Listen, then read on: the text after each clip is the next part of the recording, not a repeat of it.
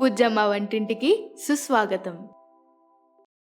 ఇప్పుడు మనం గుత్తి వంకాయ బిర్యానీ ఎలా చేయాలో తెలుసుకుందాం. కొత్తగా ఉంది కదా?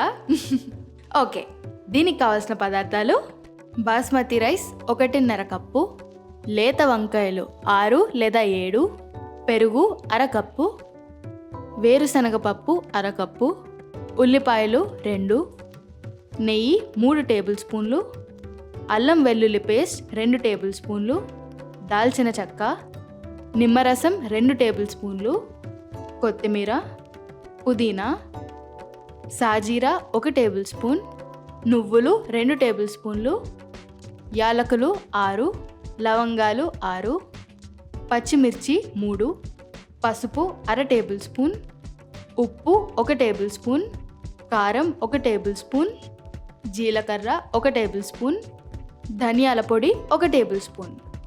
స్టవ్ వెలిగించి కడాయి పెట్టి పల్లీలు ఇంకా నువ్వులు విడివిడిగా వేయించుకోవాలి. 2 కలిపి వేయించుకుంటే పల్లీలు వేగేలోపు నువ్వులు మాడిపోతాయి.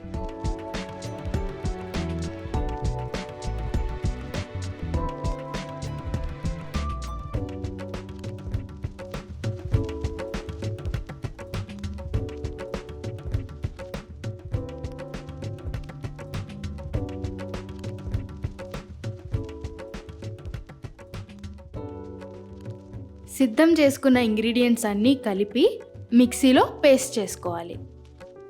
ఈ పేస్ట్ని గుత్తిలా కట్ చేసుకున్న వంకాయల మధ్యలో స్టఫ్ చేసుకుని పెట్టుకోవాలి.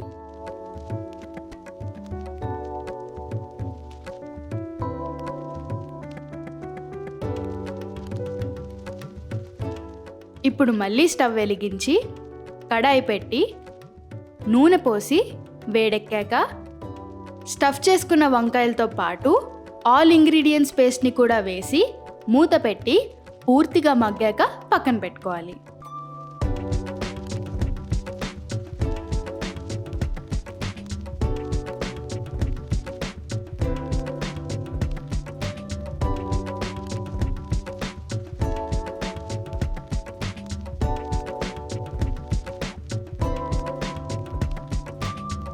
ఇప్పుడు స్టవ్ మీద కుక్కర్ పెట్టి నానబెట్టిన బాస్మతి బియ్యం వేసి 1 కప్పు బియ్యానికి 1.5 కప్పు నీళ్లు పోసి కొంచెం ఉప్పు 2 బిర్యానీ ఆకులు వేసి కుక్కర్ మూత పెట్టి 2 విజిల్స్ వచ్చాక స్టవ్ ఆఫ్ చేయాలి.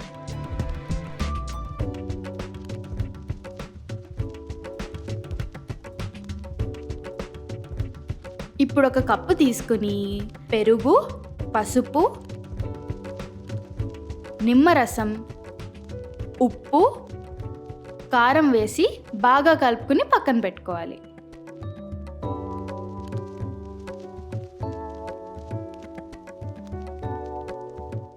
ఇప్పుడు స్టవ్ వెలిగించకుండా కడాయి మాత్రమే పెట్టి మగ్గిన వంకాయ మసాలాని సమంగా సర్ది పెట్టుకోవాలి.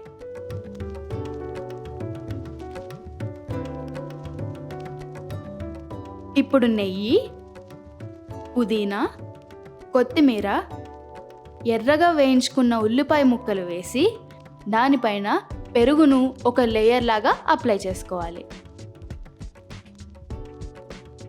ఇప్పుడు స్టవ్ వెలిగించి నూనె వేసి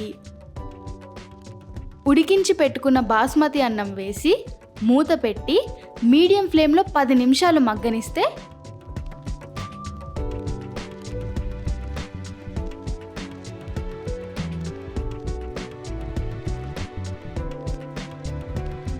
గుమగుమలాడే గుత్తి వంకాయ బిర్యానీ రెడీ. ఈ బిర్యానీలో వంకాయకి బదులుగా పన్నీర్ లేదా మష్రూమ్ అయినా చాలా రుచిగా ఉంటుంది.